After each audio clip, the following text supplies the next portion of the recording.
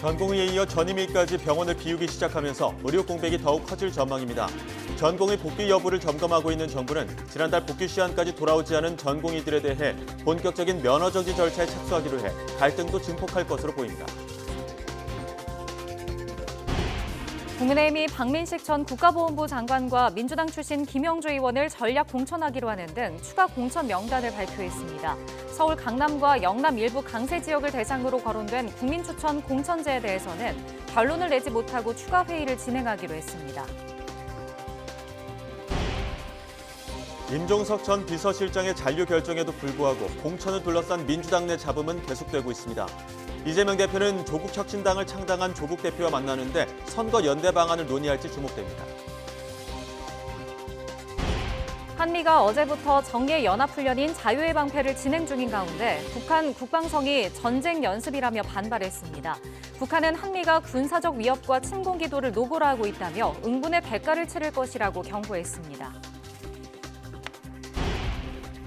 의회 폭동을 부추겼다며 트럼프의 대선 출마 자격을 박탈한 콜로라도주 판결을 연방 대법원이 뒤집었습니다. 미국 대선 경선 분수령인 슈퍼화유를 앞두고 큰 장애물을 걷어낸 트럼프 전 대통령은 역사적 판결이라고 추켜 세웠습니다. 프랑스 의회가 여성의 낙태할 자유를 명시한 헌법 개정안을 압도적 가결로 승인했습니다. 낙태할 권리가 헌법상 기본 권리로 인정된 건 세계에서 처음입니다. 시청자 여러분 안녕하십니까? YTN 뉴스앤이슈 시작합니다. 정부가 어제 전국 의과대학을 상대로 의대 정원 수요 조사를 마감했습니다. 전국 40개 의대에서 3,400여 명이 신청한 것으로 조사됐습니다. 취재기자 연결합니다. 김혜은 기자. 네, 사회정책부입니다. 증원 신청 규모가 예상보다 높은데 이 정도면 1차 조사 때보다도 오히려 많아진 거 아닙니까? 네, 그렇습니다. 정부는 지난달 22일부터 어제까지 전국 의과대학을 상대로 올해 입시에 적용할 정원 신청을 받았는데요. 40개 의대에서 3,401명 증원을 신청한 걸로 나타났습니다. 서울에 있는 8개 대학이 365명, 경기 인천 소재 5개 대학이 565명으로 수도권 13개 대학에서 모두 930명 증원을 신청했습니다. 비수도권 27개 대학은 2,471명 증원을 신청했습니다. 전국 40개 의과대학 모두 증원 신청서를 낸 것으로 파악됐습니다. 정부가 지난해 11월 조사한 증원 규모는 2,100명에서 2,800여 명 수준이었는데 이를 훨씬 뛰어넘는 수준입니다. 일부 의과대학에서 증원 규모에 반대했지만 대학 총장들이 적극적으로 증원 숫자를 늘린 것으로 해석됩니다. 정부가 증원을 신청하지 않은 대학에는 배정하지 않겠다고 미리 선언한 점 등이 원인으로 보입니다. 정부는 이번 신청 결과는 의대 교육의 질 확보를 전제로 내년에 당장 늘릴 수 있는 규모가 2,000명을 월등히 넘는다는 걸 재확인한 것이라고 밝혔습니다. 특히 비수도권 대학의 증원 신청 비율이 72%로 지역 필수 의료 강화에 대한 지역의 강력한 희망을 표시한 것으로 풀이하고 있습니다. 정부는 각 대학의 제출 수요와 교육 역량, 지역과 필수 의료 지원의 필요성 등을 고려해서 이번 달 안에 배정 절차를 마무리할 계획입니다. 이를 위해 복지부와 교육부, 전문가 등이 모인 정원-배정위원회를 별도로 구성할 방침입니다. 지금까지 사회정책부에서 전해드렸습니다. 전국 주요 수련병원 전공의 10명 중 9명 이상이 의대 증원과 필수 의료 정책에 반대하며 병원을 떠난 것으로 파악됐습니다. 지난달 복귀 시한까지 병원에 돌아오지 않은 전공의들에 대해 정부가 오늘부터 본격적인 면허 정지 절차에 착수합니다. 취재기자 연결합니다. 신지원 기자. 네, 신촌 세브란스 병원입니다. 전공의 90% 이상이 병원을 떠난 상황인데 의료 공백은 심각한 상황이죠. 네, 이곳 세브란스 병원은 이른바 빅5로 통하는 대형 병원 중에서도 전공의들의 이탈이 가장 많습니다. 그러다 보니 평상시보다 외래 진료는 20% 가까이 줄었고 병원 내 병상도 절반 정도만 간신히 유지하고 있습니다. 정부는 어제 저녁 8시까지 전체 전공의의 90.1% 수준인 8,983명이 근무지를 이탈했다고 밝혔습니다. 이는 지난달 계약 만료 이후 출근하지 않는 신규 인턴 의사들을 제외한 규모라서 실제 의료 공백은 더욱 커진 것으로 보입니다. 전문의 자격을 따고 추가 수련을 받는 전임의 이탈도 심각한 수준입니다. 세브란스 병원뿐 아니라 서울 성모, 삼성 서울병원 등 다른 대형 병원에서도 전임이 절반 정도는 지난달 계약 만료 후 이번 달부터 병원을 떠났습니다.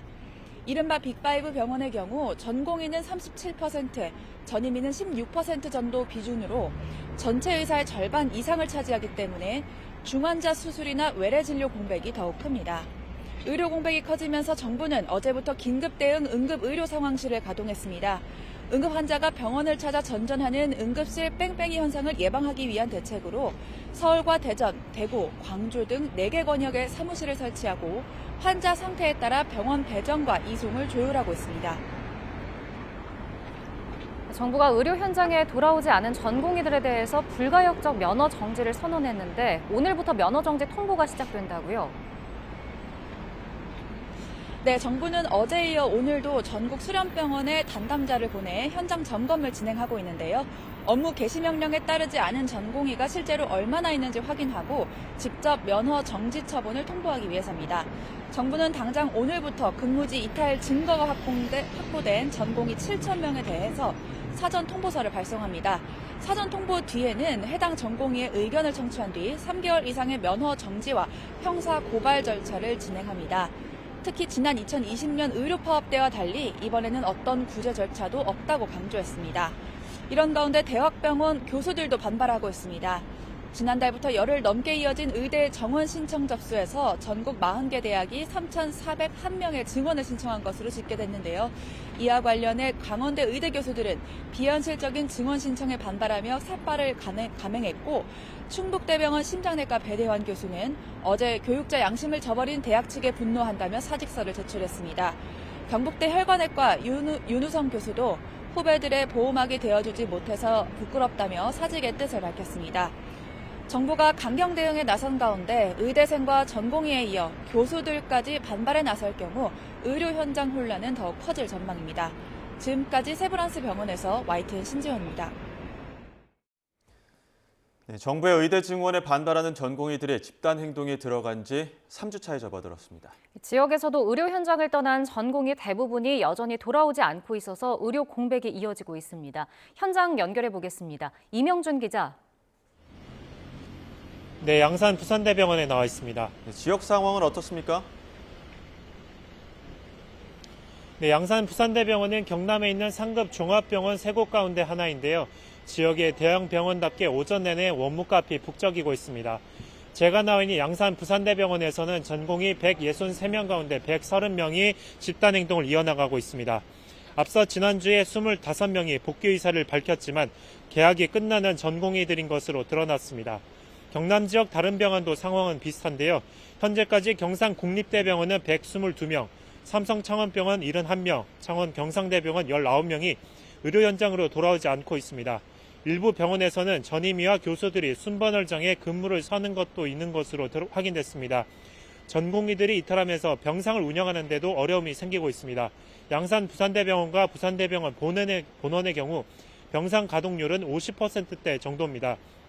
진주시에 있는 경상국립대병원은 병상 가동률이 40%대 수준인 것으로 확인됐습니다. 네, 경남 지역에서도 의대 정원 신청이 끝났죠?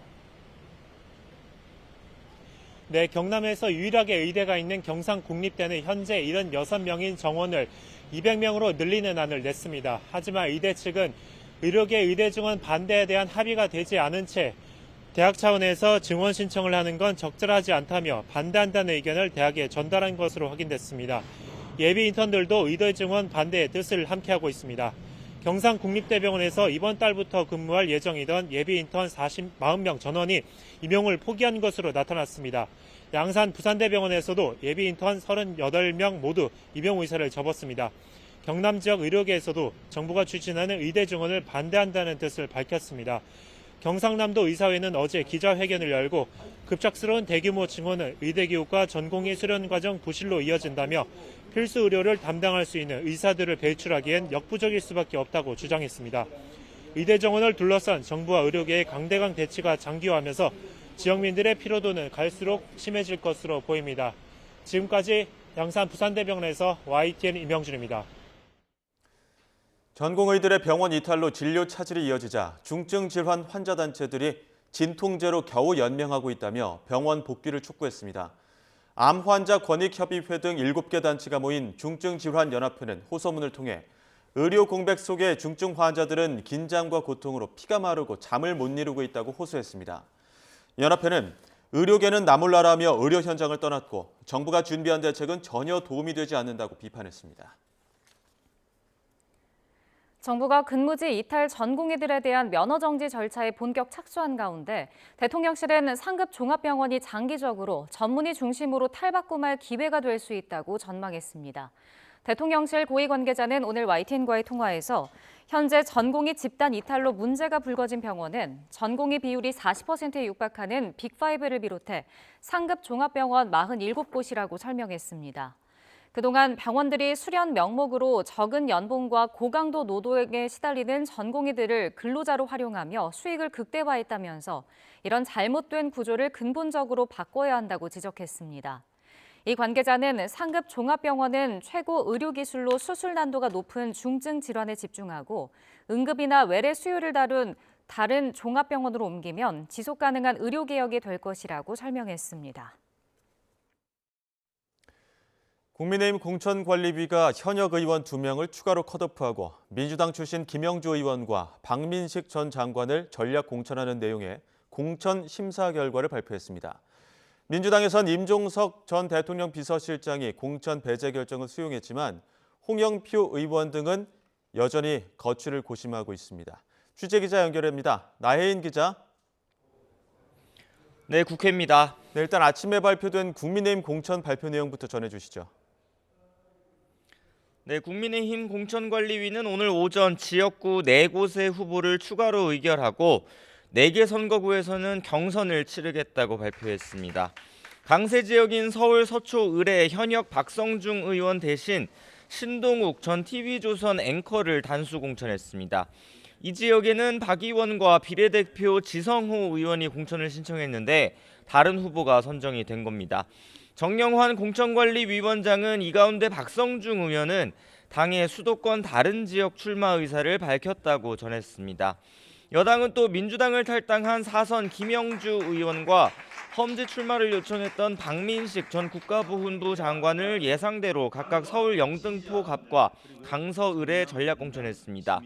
4선 이명수 의원이 불출마를 선언한 충남 아산 갑에는 김영석 전 해양수산부 장관이 단수 공천됐습니다. 경선 지역 4곳 가운데선 한동훈 비대위원장 비서실장인 김형동 의원이 자신의 지역구인 경북 안동 예천에서 양자 경선을 치르게 됐습니다. 경북 구미 을의 현역 김영식 의원도 4자 경선 기회를 얻었지만 부산 서동의 안병길 의원은 경선에서 배제돼 사실상 컷오프됐습니다. 여당은 이로써 전국 지역구 254곳 가운데 204곳에서 후보를 확정했습니다. 나머지 지역의 공천 방식 역시 이번 주 목요일인 모레까지는 결론을 낸다는 방침입니다. 지금은 추가 회의를 열고 서울 강남과 영남 일부 강세 지역을 대상으로 국민추천 공천제를 도입하는 방안을 논의하고 있습니다. 어제 충남 천안을 시작으로 격전지 표심 공략에 나선 한동훈 비대위원장은 오늘 충북 청주 일대를 누비며 지지를 호소하고 있습니다. 네, 민주당 공천 상황도 전해주시죠. 네, 민주당 공천에서 배제된 친문계 좌장 홍영표 의원은 오늘 아침 라디오 방송에 출연해 내일 거취에 관한 입장을 정확히 밝히겠다고 말했습니다. 당에서 어떤 역할을 할 수 있을지 고민하는 벼랑 끝까지 밀려왔다며 당이 변할 수 있는 정당인지 고민해 판단하겠다고 덧붙였습니다. 고심 끝에 당에 남기를 선택한 임종석 전 대통령 비서실장은 당분간 별다른 활동 없이 휴식을 취할 것으로 보입니다. 임 전 실장과 가까운 인사는 아침 YTN과 통화에서 당장은 당의 선거운동을 돕는 것도 힘들지 않겠느냐며 당과 논의할 만한 것도 현재로서는 없다고 말했습니다. 김근태계로 분류되는 기동민 의원 역시 조금 전 기자회견을 열고 공천 배제는 부당하지만 당에 남겠다는 의사를 밝혔는데 내홍의 불씨는 여전해 보입니다. 특히 전남 순천, 광양, 곡성, 구례을 지역에서 현역 서동용 의원이 컷오프되고 권향엽 전 청와대 균형인사 비서관이 전략 공천된 것을 두고 잡음이 일고 있습니다. 권 전 비서관은 지난 대선 당시 이재명 대표 배우자 김혜경 씨를 부좌했던 인물인데 당 지도부에서도 사천 논란이 일 수 있다는 점을 우려하는 목소리가 나온 것으로 전해졌습니다. 공천에서 배제된 서 의원은 재심을 신청했지만 당 재심의는 일단 전략지역구의 경우 재심의 논의 사안이 아니란 입장입니다. 민주당은 권양엽 후보는 이 대표 배우자와 아무런 인연이 없고 직함만 갖고 있었을 뿐 비서도 아니었다며 사천이라는 주장은 악의적 왜곡이자 명예훼손이라고 반박했습니다. 이재명 대표는 공천 작업이 마무리 국면으로 접어들자 어제부터 격전지를 찾아 본격적인 총선 지원 행보에 돌입했습니다. 어제 서울 종로에 이어 오늘은 탈당한 김영주 의원의 지역구인 서울 영등포갑을 찾습니다. 지금까지 국회에서 전해드렸습니다. 공천 탈락에 반발해 이틀 연속으로 분신 소동을 벌인 장일 국민의힘 전 서울 노원을 당협위원장에 대해 경찰이 구속영장을 신청했습니다. 서울 영등포경찰서는 어제 장 전 위원장의 구속영장을 신청했다고 밝혔습니다. 장 전 위원장은 지난 2일 서울 여의도 국민의힘 중앙당사 앞에서 인화성 물질을 몸에 뿌린 뒤 불을 붙였고 하루 뒤에도 분신을 시도하려다 제지당했습니다. 경찰 조사에서 장 전 위원장은 자신의 행동이 위법할 수 있다는 것을 알았지만 관련 내용을 알리고 싶었다고 진술한 것으로 전해졌습니다. 서울 지역 공천을 신청했던 장 전 위원장은 국민의힘 총선 경선 명단과 우선 공천 명단에서 제외됐습니다. 더불어민주당 의원들이 윤석열 대통령의 거부권 행사와 본회의 재포결을 거쳐 최종 폐기된 이른바 김건희 여사 특검법을 다시 발의했습니다. 권인숙 의원 등 민주당 의원 11명이 발의한 법안에는 기존의 도이치모터스 주가 조작 의혹에 더해 서울 양평 고속도로 관련 특혜 의혹, 명품 가방 수수 의혹이 특검 수사 대상에 포함됐습니다. 권 의원은 오늘 기자회견에서 21대 국회 남은 임기에 특검법을 포기하지 않고 김 여사 의혹에 대한 진상을 조속히 규명해 법 앞에 평등을 실현하겠다고 강조했습니다. 하지만 본회의 상정 전 문턱인 법제사법위원회 위원장이 여당 소속이고 21대 국회도 곧 종료될 예정이라 이번 국회에서 통과될 가능성은 적다는 게 대체적인 분석입니다. 북한이 어제부터 진행한 한미 연합연습에 반발하며 응분의 대가를 치를 것이라고 경고했습니다. 이어 한반도 내에서의 군사활동을 계속해 나갈 것이라고 강조하기도 했습니다. 취재기자 연결해서 자세히 알아보겠습니다. 최민기 기자. 네, 국방부입니다. 네, 북한이 국방성명에 담화를 발표했는데 어떤 내용이 담겼습니까? 네, 그렇습니다. 북한 국방성은 오늘 조선중앙통신을 통해 공개한 대변인 담화에서 한미 연합연습을 두고 전쟁 연습이다 이렇게 반발했습니다. 먼저 미국과 대한민국이 정전상태 지역의 정세에 예측 불가능성을 증폭시키는 도발적인 대규모 합동 군사연습을 또다시 개시했다고 밝혔는데요. 북한은 한 점의 불꽃으로도 핵전쟁을 일으킬 수 있는 발화 조건이 성숙된 조선반도 지역이라고 경고했습니다. 이어 연합연습을 중지할 것을 엄중히 경고한다며 그릇된 선택이 응분의 대가를 치르게 될 것이라고 주장했습니다. 그러면서 조선반도 지역의 불안정한 안보 환경을 강력히 통제하기 위한 군사활동을 계속해 나갈 것이라고 강조하기도 했습니다. 이 같은 북한 국방성 담화는 이후 미사일 시험 발사와 같은 군사 도발에 명분을 쌓기 위한 것으로 보입니다. 한미는 어제부터 연합연습, 자유의 방패를 북한의 군사적 도발에 대한 대비와 핵 위협 무력화에 초점을 맞춰 시작했고 오는 14일까지 진행합니다. 한미는 이번 연습 기간 지상과 해상, 공중에서 다양한 야외 기동 훈련을 확대 시행하는데요.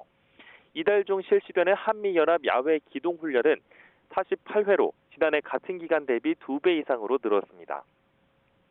오늘도 한미는 계속해서 연합연습을 이어가는데요. 이번 한미 연합연습을 빌미로 북한이 도발을 재개할 수 있다는 관측이 군 안팎에서 나오고 있습니다. 북한은 지난해 후반기 한미 연합연습 기간에도 정찰 위성을 탑재한 천리마 1형의 발사를 시도하고 단거리 탄도미사일을 쏘며 도발을 감행하기도 했습니다. 이와 관련해 신원식 국방부 장관도 어제 북한이 유리한 전략 환경을 조성하기 위해 이번 한미 연습 기간 다양한 도발에 나설 수 있다는 데 무게를 실었습니다. 지금까지 국방부에서 YTN 최민기입니다.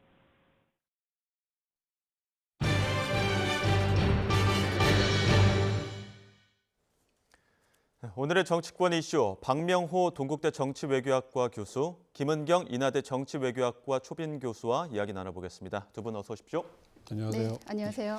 먼저 오늘은 민주당 비례대표 이야기도 해보겠습니다. 지금 민주당이 비례위성정당인 더불어민주연합에 추천할 후보자를 그러니까 당 전략공관위에서 결정하기로 했습니다. 이를 두고 이번에 불출마 선언했던 우상호 의원이 문제를 제기했는데 불출마를 했고 운동관 출신이면서도 비교적 이재명 대표와는 가까운 사이이기 때문에 조금 더 좀 주목하는 것 같거든요. 어떻게 바라보십니까?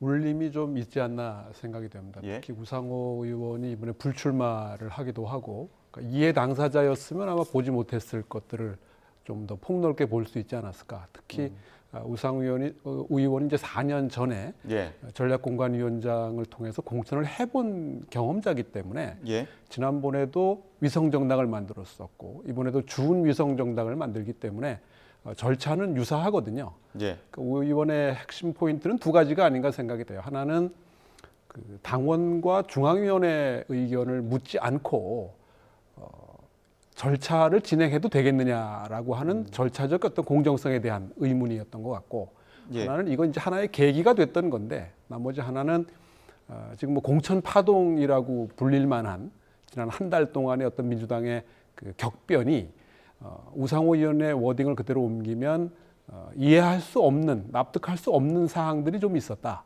이런 거에 대한 그 어떤 설명이 좀 필요하지 않겠느냐. 예. 라고 하는 부분이거든요. 이런 문제 제기가 이제 좀 늦은 감은 있는데 지금 저희 한 달여 동안 진행되는 이 민주당의 공천 파동의 마무리 국면에서 과연 이재명 대표를 비롯한 지도부가 어떤 그 대답을 할 수 있을지 좀 궁금한 상황입니다. 그러니까 이제 우상호 의원 같은 경우에는 4년 전에 비례대표 공천관리위원장이었었고 네. 그러다 보니까 당시에는 별도로 이루어졌던 일들이 지금 당 전략공천위에서 이루어진다는 게 지도부에 너무 큰 목소리를 심어주는 건 아니냐 이런 지적인 것 같거든요. 네, 일단 공정성 말씀하셨지만 투명성에 대한 부분들 전 당원을 대상으로 또는 중앙위원회를 대상으로 투표와 심사를 거치지 않고 바로 이 비례대표 전략공천위원회에서 결정하는 부분에 대한 문제 제기인데요. 예. 그 부분에 일리는 있어 보입니다. 근데 다만 지금 물리적으로 사실 위성정당으로 이제 결정된 부분도 굉장히 늦었고 지금 이제서야 이 비례대표 의석수를 결정한 상황에서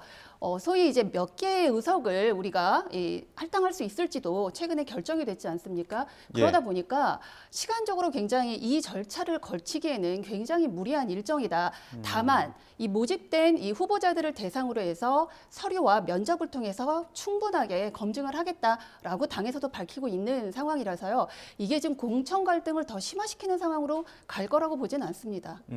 뭐 지도부의 이야기나 그 김성환 지금 인재영입위원회 간사의 설명으로도 원래 이제 법적으로 선거운동 60일 전에 해야 되는 건데 지금 비례연합 정당에 참여하고 이런 절차들을 거치다 보니까 시간이 좀 촉박하다 이런 이야기 나오곤 있습니다만 네네. 그럼에도 불구하고 당 전략공관위가 하는 부분 지금까지 어떤 지역구 경선에서 지도부의 목소리가 너무 많이 좀 힘이 실렸다 이런 지적이 나오는 가운데 또 나오다 보니까 이런 부분이 혹시 또 비례대표에서도 공천 갈등으로 이어지는 거 아니냐?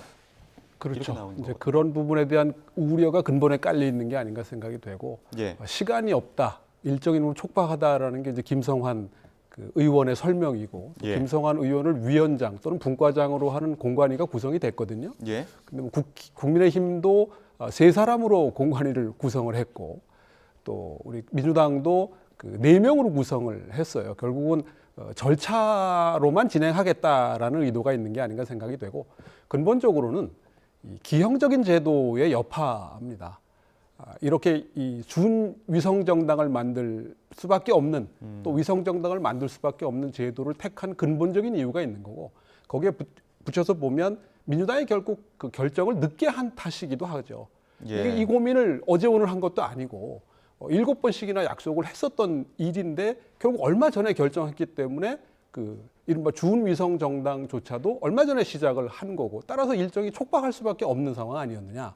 이제 그게 이제 그 핵심 포인트가 아닌가 생각이 되고 또 이게 이제 여러 그 정파들과 나누기로 한 셈이잖아요. 그러니까 네. 334 정도로 나누기로 한 그 의석수가 있고 또 민주당 자체의 또 절차가 진행돼야 되기 때문에 잡음이 없을래야 없을 수가 없는 비례대표 공천인데다가 또 여러 정파가 함께하는 상황이기 때문에 이 과정에서 과연 불협화음이 없겠느냐. 예. 이런 부분이 또 하나 앞으로의 그 좀 관심 대상이 아닐까 예. 싶습니다. 지금 마지막 전략공천을 지금 막바지긴 한데 마지막 부분까지도 조금 좀 잡음이 있었던 게 사천 논란이 있었습니다. 전남 순천, 광양, 곡성, 구례, 을 지역구 권향엽 예비 후보가 지금 전략 공천이 됐는데 아무래도 김혜경 씨의 그 보좌하는 부실장을 했다 보니까 이 부분과 가지고 좀 사전 논란인데 어떻습니까? 그 부분은 당 내에서도 약간 우려는 있었을 것으로 봅니다. 예. 물론 이제 부실장이라고 하더라도 뭐 큰 직함을 가지고 대선 기간에 예. 이렇게 앞에 나서서 했던 인물은 아니고요. 문제가 되는 부분은 이제 뒤늦게 전략공천 지역, 특히 여성 전략공천 지역으로 지정을 하고 여성을 단수 후보로 그쵸. 공천을 했다라는 부분에 대해서는 예. 지금 상대 후보도 지금 현역이기 때문에 좀 받아들이기가 어려운 부분이 있을 것 같지만 서동용 의원 현역이 지적하는 부분이 그 여성 전략 특구로 지정된 네네. 부분 유일하게. 네네. 그 부분에 있어서는 좀 석연치 않은 부분은 있지만 이재명 그 당시 후보의 이 김혜경 여사의 부실장 이걸 연결시켜서까지 해석하는 것은 조금 무리가 있고 또 당 내에서도 좀 그런 부분은 좀 명예훼손적인 부분도 있다라고 지적하는 부분도 좀 들어볼 만합니다. 예, 당내에서는 명예훼손이다 이렇게 이야기를 하고 있습니다만 지금 말씀하신 것처럼 서동용 의원 현 지역구에 있는 의원이 지적하는 부분이 이미 4년 전에 경선을 치렀었는데 그때 당시에는 이제 서동용 의원이 경선에서 이기고 거기 지역구가 됐습니다. 그런데 이번에는 경선 발표하기 전에 그 지역구를 유일하게 여성 전략 특구로 지정한 후에 갑자기 서동용 의원이 떨어지고 지금 권향엽 예비 후보가 전략 공천되다 보니까 조금 미심쩍다 이런 지적을 하는 것 같아요. 오해의 소지가 충분하죠. 특히 이제 경선을 붙였으면 네. 지난번처럼 그래서 거기에 승복하게 했으면 아마 뭐 다른 말을 하기가 서로 어려웠을 텐데 그 서 의원 입장에서 보면 여태까지 가만히 있다가 이제 와서 거의 끝물에 그것도 또 호남 지역은 민주당 입장에서는 사실 공천이 가장 중요한 곳인데 양지기도 하고요. 그렇습니다. 예. 그런데 이렇게 지정을 해놓으면 자기 입장에서 할 수 있는 게 하나도 없는 거였던 거고 특히 이제 이번에 공천이 거의 양당 모두 마무리 국면인데요. 관심 가는 포인트 중에 하나가 이 삼김 시대 이후에 이 경선이라고 하는 그 공직 후보자 추천 방식이 우리나라에서는 그동안에 너무 하향식이었으니까 상향식이라는 어떤 그 전제로 이 경선이 이제 실시돼 왔었던 거고 그래서 그 경선을 통한 후보 선출이 된 경우가 그렇지 않은 경우에 비해서 상대적으로 본선 경쟁력이 더 있다라고 하는 경험적 연구 결과도 있었거든요. 이게 이제 텃밭이냐 텃밭이 아니냐에 따라서 상당히 다른 결과를 가져오긴 했지만 이번의 경우에는 양당 모두 경선을 어떻게 보면 내부 정리의 수단으로 활용하는 경우들이 종종 보여졌어요. 특히 이제 국민의힘 같은 경우가 그런 경우들이 많았는데 그러다 보니까 결과적으로 중진 불패, 현역 불패가 나왔고 민주당도 사실 저 서동용 또는 권 후보의 경우에도 예. 경선을 했었으면 예. 그렇게 큰 문제가 되지 않았을 텐데 또 지금 현직 의원들 중에서도 또 전현직 의원들 중에서도 뭐 민주당은 배우자실이라는 이름을 썼습니다만은 부속실, 제2부속실 출신들이 꽤 있습니다. 꽤 있어 왔어요 지금까지도. 그런 걸 보면 저분이 무슨 역할을 했느냐가 중요한 게 아니라 다 제쳐놓고 혼자만 하게끔 지금 딱 마련해 줬다라고 하는데 포인트가 있는 것이 아닌가. 그런 면에서 어차피 이재명의 민주당을 향한 거침없는 행보를 지금까지 해왔던 그 추세에 비추어 보면 예. 이제 무슨 그 대가가 있더라도 감수하고 가겠다. 이제 거의 끝부분이니까 이것만 넘기면 된다. 뭐 하는 이런 생각들에 따른 결정이 아니었나 생각이 듭니다. 예, 또 그런가 하면 조금 전이죠. 11시 한 반쯤인데 조국 대표와 이재명 민주당 대표 국회에서 만났습니다. 오늘 아침 조국 대표는 진보 진영의 새 구심점이 되려고 노력하고 있다 이런 이야기를 하기도 했는데 그 내용 함께 들어보시죠. 새 구심점이 되려고 노력하고 있고요. 그래서 지금 여러 가지 이유로 이제 민주당에서도 분란이 있는 것 같고 또 정의당은 지지율이 많이 빠지는 것 같습니다. 네. 그럼 조국 혁신당이 민주당의 대안이 될 수 있다고 생각하십니까? 지금 뭐 세력으로 봐서 어찌 대안이 되겠습니까? 민주당은 170석의 정당이고 또 역사와 전통이 오래고요. 총선에서 저희 목표는 10석이 목표입니다. 네. 그 점에서 민주당을 대체할 수 있는 현재의 저희의 현재 저희 역량은 그렇지 못하다라는 점을 분명히 말씀드립니다. 그 삼성전자랑 그 애플이랑 휴대폰 가지고 굉장히 치열하게 소송전하고 싸울 때가 있었어요. 네. 그때 결국 둘 다 회사가 타격을 입는 줄 알았더니 전 세계 그 휴대폰 시장을 결국 그 이후로 두 회사가 양분하게 됐거든요. 네. 결국은 조국 혁신당과 민주당은 치열하게 경쟁할 겁니다. 결국은 진보 관련 비례당표를 더 많이 가져올 수 있는 계기가 될 수 있다고 저는 생각하고 있습니다.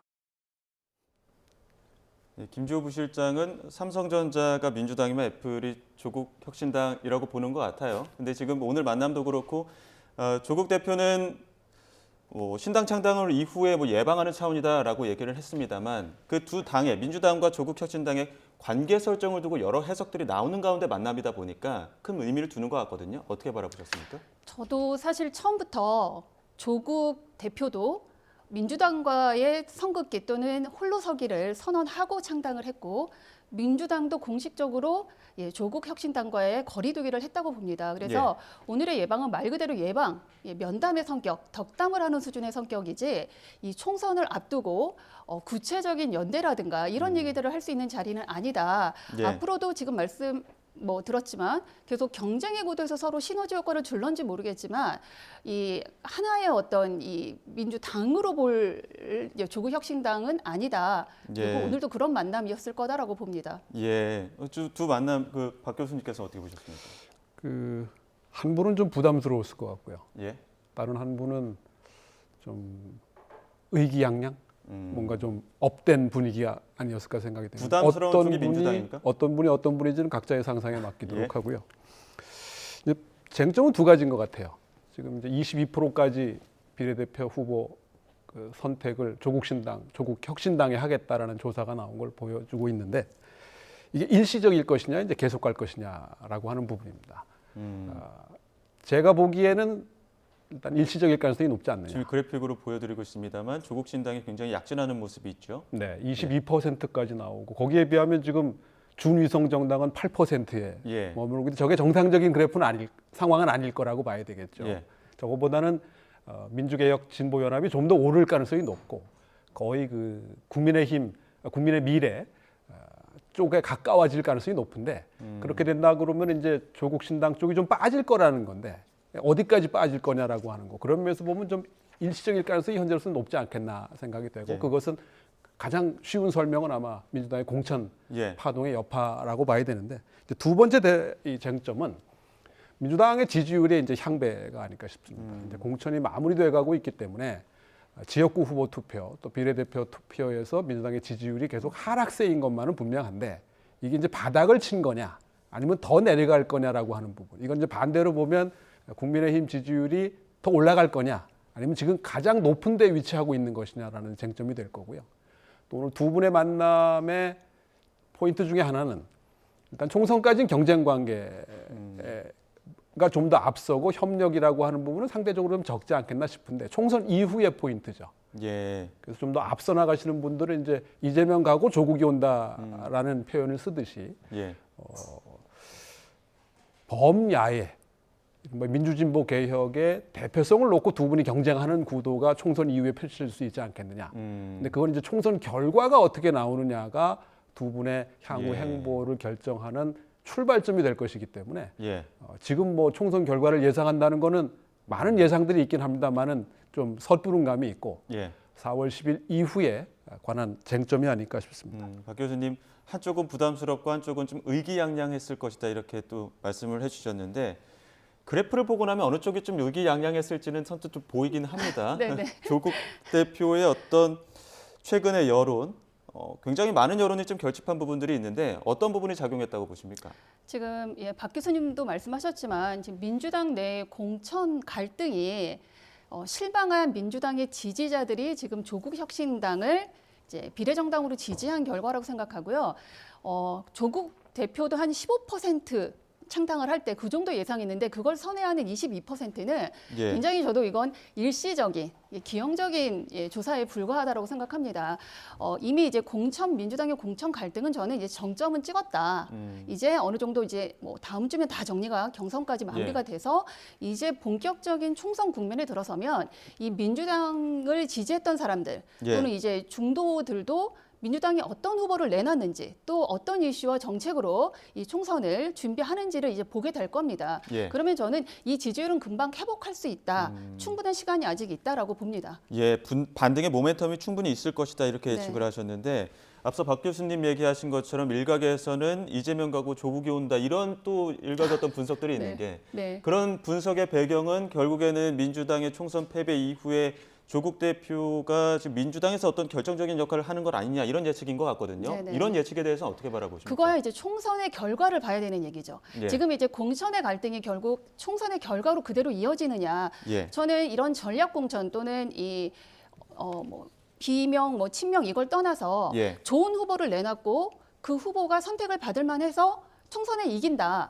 2020년 선거에서도 이 문제가 되는 전략 공천 지역이 많았습니다. 그런데 결과적으로 승리를 했거든요. 예. 그래서 오히려 전략 공천이 먹혔다 이런 평가가 있었고 오히려 그 당시 이제 미래통합당은 반대 결과가 나왔어요. 그래서 저는 지금의 갈등이 꼭 총선의 패배로 이어진다라고 보지 않고 이건 끝까지 봐야 되는 것이고 이제야말로 평가를 제대로 받을 본선 경쟁이 시작되기 때문에 그 말씀은 좀 섣부르다 현재 얘기하기는 이재명이 가고 조국이 역할 온다. 분담 가능성이 큰 거죠. 그러니까 어쨌든 조국 혁신당이 지역구 후보를 내겠지만 그렇게 많지 않을 거거든요. 뭐 아무리 따져봐도 민주당보다는 적지 않겠습니까? 이미 공공연하게 비례는 조국 혁신당, 지역구는 민주당 맞습니다. 이렇게 또 조국 대표도 이야기를 했기 때문에 민주진보 개혁 세력 이른바 예. 또는 민주당 지지 중심으로 봤을 때 상대적으로 왼쪽에 있으면서 민주당 좌파라고 할까요? 또 민주당 우파라고 할까요? 이렇게 구분해서 봤을 때 좀 더 선명한 색깔을 가지고 지지층을 동원해낼 수 있는데 다만 지금 상황에서는 민주당을 지지한다고 이야기하기가 좀 부담스러울 수 있는 정통 민주당 그 강경 세력들의 입장에서 보면 일단 분출구가 생긴 상황이라서 그런 면에서 아마 우리가 일시적이라고 하는데 의견이 대체로 모아지는 이유는 이게 이제 창당을 지금 하는 컨벤션 효과도 일부 있을 수 있기 때문에 좀 더 지켜봐야 되는데 어찌되었든 비례대표 전문 정당으로서의 성격을 분명히 한 상황이라서 지금 다른 개혁신당이라든가 새로운 미래보다도 완전히 앞서고 있는 상황 아니겠습니까? 그런 면에서 보면 제3지대, 양당을 제외한 제3지대의 대표성을 갖고도 일단은 기선은 제압했다. 다만 이걸 이제 계속 이어갈 수 있겠느냐. 그다음에 이제 하나 문제는 강경 세력 또는 강경 파들일까 뭐 이런 분들을 중심으로 한 세력이다 보니까 확장성에는 그렇게 크게 기여하기가 어려운 부분이 있고 또 민주당 입장에서는 다른 한쪽을 보완해주는 역할로 지금 현재는 위치하고 있는 게 아닌가 싶습니다. 앞서 김 교수님 이제 본격적으로 본선 경쟁에 들어가게 되면 또 다른 양상이 벌어질 수 있다 이렇게 예측하셨는데 지금 이제 공천 어떤 작업이 마무리 수순에 들어가면서 여야 대표도 빠르게 또 바쁘게 현장으로 나아가고 있습니다. 국민의힘 한동훈 비대위원장 천안에 이어서 오늘은 청주를 향했는데요. 이재명 대표는 어제 서울을 집중 공략하면서 첫 지원 유세로 종로 곽상원 후보를 찾았습니다. 양당 대표의 현장 모습도 보고 오시죠.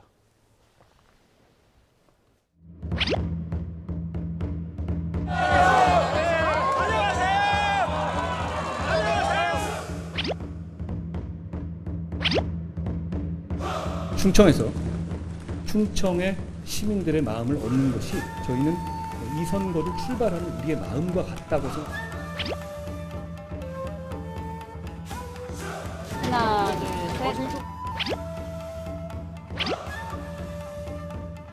첫 번째로 곽상원 후보가 있는 종로 특별히 선택한 의미를 여러분 이해하시겠죠?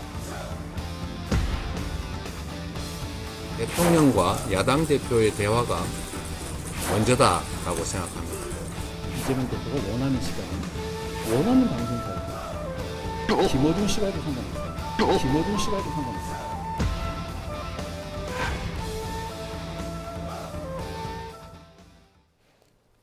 일단 한동훈 위원장, 충청 시민의 마음을 얻는 게 우리의 선거를 출발하는 우리의 마음과 같다.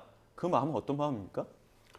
글쎄요, 본인에게 물어보지 않는 한 정확한 답을 알 수 있겠습니까만은 전철이 천안까지 가죠. 남쪽으로는 동쪽으로는 이제 춘천까지 가는데 결국 범수도권이 된 셈이 됐죠. 특히 이제 경기 남부, 그러니까 평택, 화성, 용인, 그다음에 이제 서해대교를 건너게 되면 이제 충청도로 바로 이어지게 되는 곳이기 때문에 이 충청도 승부가 결국은 이 총선 승부 전체에 미치는 영향, 특히 우리나라 선거구를 수도권 대 비수도권으로 나누게 되면 이 비수도권 선거구 한 120개 중에 절반은 영남입니다. 그러니까 나머지 비수도권의 절반은 호남, 충청, 강원, 제주거든요. 예. 여기를 보면 호남에서 사실 국민의힘 입장에서는 기대하기가 현실적으로 좀 어렵고 또 제주도도 그렇게 뭐 의석이 또 많은 것도 아닌 상황이라서 그렇게 따지면 결국 강원, 충청이고 강원도보단 충청이 의석이 아마 28개 정도 될 텐데요. 의석이 일단 많고 따라서 여기서 적어도 그 절반 승부 이상은 가져가야 총선 승리를 담보할 수 있을 거고 계속 밀려왔던 상황이거든요. 또 지난번 총선에서는 뭐 대부분 폭망했기 때문에 이번에 결국 절반 또는 절반 플러스를 가져갈 수 있느냐 여부가 중요하다는 차원에서 보면 그 충청남도의 출발은 천안입니다. 예. 충남 인구의 거의 절반 가까이가 이 천안권에 있고 나머지 절반이 천안 아닌 곳이라고 한다면 천안의 승부가 국회의 입장에서는 사실 어려운 곳이기도 하고 그런 면에서 과연 여기 승부를 어느 정도 가져갈 수 있겠느냐가 충남 또 충북까지 충청권 전체 승부를 좌우하기 때문에 아마 그런 의미에서 택한 게 아닌가 생각이 듭니다. 어제 천안도 어떻게 보면은 지난 총선에서 민주당이 모두 가져갔던 곳이었고 이번 청주 같은 경우에도 재보궐 빼고는 민주당의 강세인 지역들입니다. 이러다 보니까 더욱더 이제 구애하는 모습들이 있었는데 한동훈 위원장의 충청 공략은 어떻게 바라보십니까?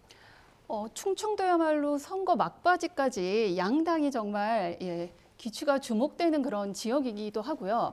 2020년 총선 때 지금 대부분이 민주당 의원이 지금 현역인 지역이기도 합니다. 그러니까 국민의힘 입장에서는 공략해야 될 그런 지역인 것은 분명한데 말씀하셨지만 지금 가장 큰 몫을 차지하는 천안 지역에 지금 현재는 현역 의원이 다 지금 민주당이고 또 이번 총선에도 그 이제 지금의 의원들이 다시 출마를 하는 상황입니다.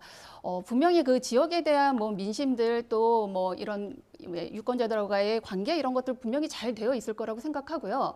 다만 민주당도 좀 조금 그 문제가 됐던 박완주 의원이 지금은 무소속이긴 하지만 그런 건이 있기 때문에 거기도 좀 신경을 써서 앞으로 좀 총선이 시작되면 관리를 할 거라고 봅니다. 근데 이제 민주당에서는 지금 저 한동훈 위원장이 청주 방문하는 사이에 어떻게 보면은 청주 지역구에서는 재보궐로 지금에 있는 국민의힘 그 정우택 의원에게 자리를 뺏긴 상당구 이 지역을 좀 공략하는 것 같거든요. 왜냐하면 그 돈봉투 수수 의혹으로 이재명 대표도 그렇고 굉장히 공략을 하고 있는데 이런 공략에 대해서 어떻게 보십니까? 지금 또 이제 다른 폭로가 또 나왔잖아요. 돈을 다시 돌려줬다가 아니라 돌려받지 않았다라는. 이게 어제 이제 입장이 났더라고요. 또 추가적인 또 얘기가 지금 나오고 있어서 아마 지금 국민의힘 쪽에서도 좀 당의 어떤 대응이 좀 필요하다고 좀 느끼는 것 같습니다. 지금 CCTV 영상이 지금 잡혀 있고 다시 돌려줬다, 받지 않았다, 뭐 이런 얘기들이 오가는 것만으로도 충분히 지금 육선에 도전을 하는 최중진의 이 정우택 의원한테도 그렇고 당 전체 또 지역의 전체 분위기에는 분명히 부정적인 그런 영향을 미칠 수밖에 없다고 생각합니다. 돈봉투라는 거에 대해서 좀 민감하게 다들 반응하시잖아요.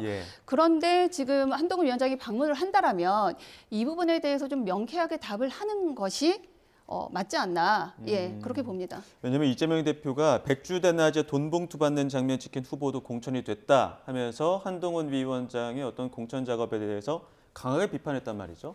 그러다 보니까 한동훈 위원장 입장에서도 어느 정도 입장 발표가 있어야 되는 것 아니냐 이런 이야기 나오는데요. 그렇죠. 좀 설명을 해야 될 필요가 있겠죠. 특히 이제 서로가 서로의 공천에 대해서 한쪽은 구정물 공천이다. 한쪽은 이제 기득권 꽂아넣기 공천이다라는 표현을 썼지 않습니까? 특히 이제 국민의힘 공천은 저는 기저효과에 따른 선택할 수밖에 없는 그 영역이었다고 보지만 그 기본적으로 의원 숫자가 적었기 때문에 현역 불패, 중진 불패, 특히 정우택 의원은 5선 의원 중에 공천을 받은 5분 중에 한 분이기 때문에 이 5분 중에 한 분이 만약에 이제 국민의힘이 일당이 된다거나 하게 되면 국회의장 가능성이 가장 높은 축에 들어가고 반면 민주당은 지금 5선에서 6선 도전하는 분이 한 분밖에 안 계세요. 조정식 사무총장 한 분밖에 없어서 일당이 되면 그분밖에 선택의 여지가 없게 되는 6선을 기준으로 한다고 한다면 되겠지만 그런 면에서 특히 이게 이제 돈 문제잖아요. 특히 이제 이런 어떻게 보면 그 서로가 서로에 대한 공격의 빌미가 될 수도 있고 또 하나 포인트는 이게 이제 254개의 그 지역 선거거든요. 전국 단위 선거가 아니고 지역 단위 선거기 때문에 이 청주 상당이라고 하는 이 지역에서 이런 이슈를 과연 어떻게 받아들이겠느냐라고 하는 부분이죠. 그거에 따라서 결과 이제 상당히 왔다 갔다 할 수 있는 것이라서 좀 지켜봐야 되지 않겠나 생각이 됩니다. 자, 오늘 오전에 국민의힘이 추가 공천 발표가 있었는데 눈에 띄는 지역이 이제 강남 지역이 과연 어떻게 좀 재배치가 될 것이냐 이런 부분이었었는데 서초5일 현역의 박성중 의원이 떨어지고 신동욱 전 앵커가 공천을 받았습니다. 지금 박성중 의원에 대해서는 현역 재배치 이야기가 나오고 있는데 지금 오늘 발표된 추가 공천은 어떻게 바라보고 계신지 먼저 김 교수님 좀 설명해 주실까요? 지금 이제 신동욱 전 앵커가 이제 서초올로 갔던 부분, 그러니까 사실 지금 서초, 강남, 그다음에 TK 지역이야말로 국민의힘 공천에 가장 민감한 거기야말로 이제 국민의힘의 뇌관이라고 할 수 있는 부분인데 지금 신동욱 앵커가 이제 된 부분에 대해서 지금 단수 공천으로 되지 않았습니까?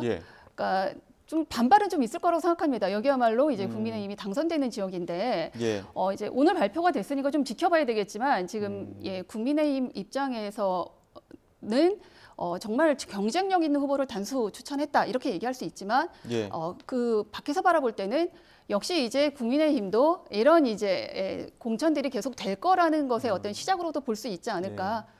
남은 난제에 대해서는 어쩔 수 없이 갈등, 잡음이 생길 수밖에 없다. 이제 고차 방정식만 남아 있는 상황인 거죠. 국민의힘 입장에서는 이제 그런 부분들의 한 또 예가 아닌가 생각됩니다. 근데 그 잡음을 어느 정도 조금 완화하는 장치로 보면은 지금 박성중 의원 또 재배치한다는 거 아닙니까? 이런 부분 어떻게 보십니까? 그러게 결국 이제 박성중 의원하고 안병길 의원이 컷오프가 됐는데 양남 지역이죠. 강남과 영남, 대구 경북의 일부 지역에 아직 공천 방식조차 확정이 안 된 곳이 이제 몇 군데 남아 있었어요. 특히 29일 날 이제 그 쌍특검법 처리가 다 끝난 이후에 하지 않겠느냐는 예상이 많았던 거고 결국 이제 그 부담을 좀 감안했던 거라고 봐야 되겠죠.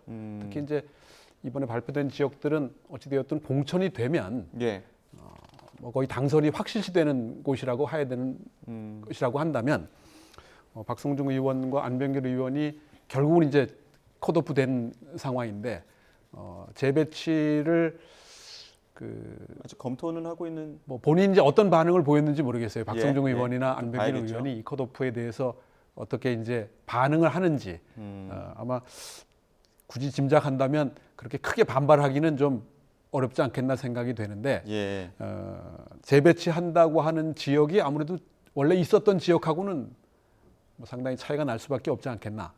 험지로 가라는 뜻으로 받아들여야 될 텐데 그런 면에서 보면 쉬운 선택은 아니지 않겠나 싶습니다. 그 한편은 또 오늘 발표된 내용들 중에는 민주당 탈당하고 국민의힘 입당한 김영주 의원이 영등포 갑 기존에 있던 그 지역구에 지금 점포만 바꿔 입고 간다는 거 아닙니까? 출마 추가 공천 발표가 됐다는 거 아닙니까? 이런 가운데 이재명 대표 오늘 또 영등포 갑을 찾아서 지원 유세 나선다고 하는데 이러한 이재명 대표의 어제 종로에 이어서 오늘 영등포 갑 좀 주목받고 있는 지역구를 돌고 있는 어떤 지원 유세는 어떻게 바라보고 계시죠? 어제 종로의 방문은 첫 방문은 아무래도 이제 정치 1번지 종로의 의미가 저는 좀 있었다고 봅니다. 물론 그 노무현 전 대통령의 사위의 출마 지역이기도 하지만 첫 스타트로는 굉장히 좋은 출발이었다고 보고 지금 김영주 의원이 당원 1000명을 지금 데리고 국민의힘에 입당을 했다. 그리고 전국 택시 노조가 지지 선언을 공개적으로 하고 이런 분위기들이 뭐 민주당에게 적잖게 좀 부담은 될 겁니다. 지금 현재 후보는 지금 최현일 전 영등포 구청장이 나와 있고 하지만 김영주 의원이 지금 거기서 지역에서만 삼선을 할 때 과연 그냥 김영주로서만 가능했던 일이냐. 노동계 데모 또는 민주당과의 어떤 결 이런 부분들이 굉장히 작용을 많이 했을 텐데 빨간 잠바를 입고 같은 지역 영등포 갑에 출마를 했을 때 이길 수 있느냐. 저는 오히려 지금 명분 없는 배지를 더 달겠다라는 그런 이 당적을 옮긴 것으로밖에 이해가 되지 않는 선에서 지지했던 많은 지역 유권자들도 실망을 많이 했을 거라고 봅니다. 그래서 오히려 그만한 튼튼한 조직이 있고 지지 세력이 있다 할지라도 지금 김영주 의원의 이 같은 지역구의 국민의힘의 출마는 그렇게 당선으로 가는 길이라고 보이지 않습니다. 자, 일단은 지역구 3선을 했었고 또 나가면서 같은 어떤 지역구의 당원이 1000여 명 정도 같이 빠졌다는 거 아닙니까?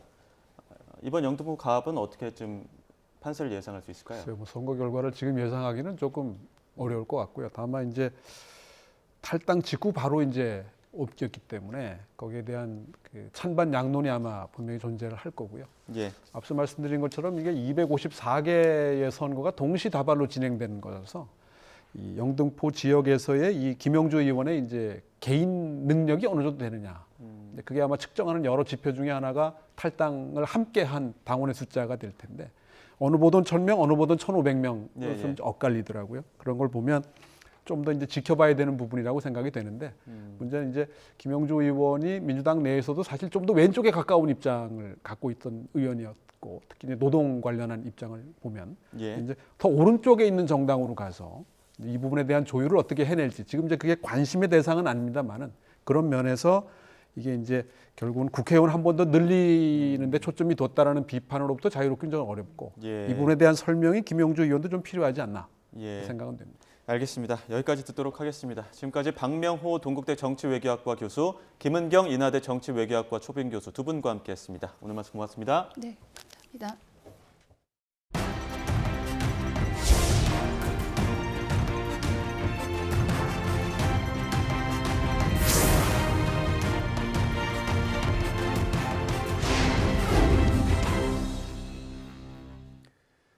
지하철에서 잠든 취객에게 다가가 이른바 부축배기 수법으로 휴대전화를 훔친 절도범들이 경찰에 붙잡혔습니다. 훔친 물건을 사들인 작물업자는 베트남 국적의 불법 체류자로 같은 혐의로 재판을 받는 상태에서 또 범행을 저지른 것으로 파악됐습니다. 안동준 기자의 보도입니다. 이른 새벽 한산한 지하철 객실 안. 술에 취해 졸고 있는 승객 옆자리에 한 남성이 조용히 다가가 이리저리 가방을 뒤지기 시작합니다.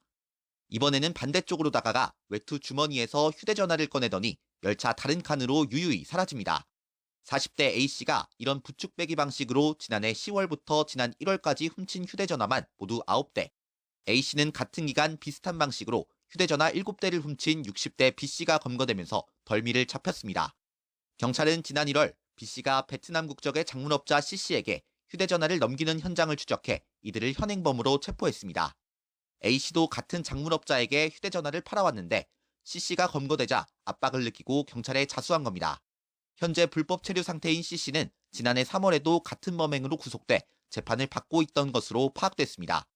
지난해 9월 구속기간이 만료돼 전자 팔찌 착용과 출국 정지를 조건으로 석방됐는데 풀려나자마자 또 같은 범행을 저지른 겁니다. 경찰 조사에서 A씨는 경마장 도박으로 돈을 날려 생활고에 시달리다 범행을 저질렀다고 진술한 것으로 파악됐습니다. 경찰은 승객이 적은 심야 시간대에는 홀로 떨어져 앉지 말고 승객들이 있는 전동차 칸을 이용해달라고 당부했습니다. 특히 심야 새벽 시간대에는 좌석에 앉으면 휴대폰은 반드시 안주머니 또는 가방에 잘 보관하여야 피해를 예방할 수 있습니다. 경찰은 지난달 A씨 등 절도범과 작물범을 검찰에 넘겼습니다. YTN 안동준입니다. 미국 대선 경선의 분수령인 슈퍼 화요일을 앞두고 연방대법원이 트럼프 전 대통령의 출마 자격에 문제가 없다는 판결을 내렸습니다.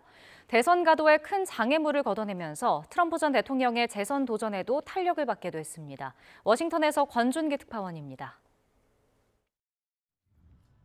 연방대법원의 결정은 슈퍼 화요일을 하루 앞두고 나왔습니다. 의회 폭동을 부추겨 내란에 연루됐다며 트럼프의 대선 출마 자격을 박탈한 콜로라도주 판결을 대법관 9명 만장일치로 뒤집었습니다. 대법원은 대선 후보의 출마 자격을 박탈할 권한은 주정부가 아닌 연방의회에 있다는 이유를 들었습니다. 트럼프는 역사적인 판결이 내려졌다고 평가했습니다. Be spoken about 100 years from now and 200 years from now. Extremely important.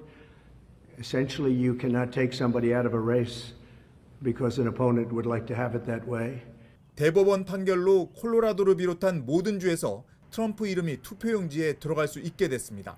이로써 트럼프는 15개 주에서 동시에 경선이 치러져 30% 넘는 대의원이 걸린 슈퍼 화요일에 사실상의 대관식을 치를 채비를 마쳤습니다.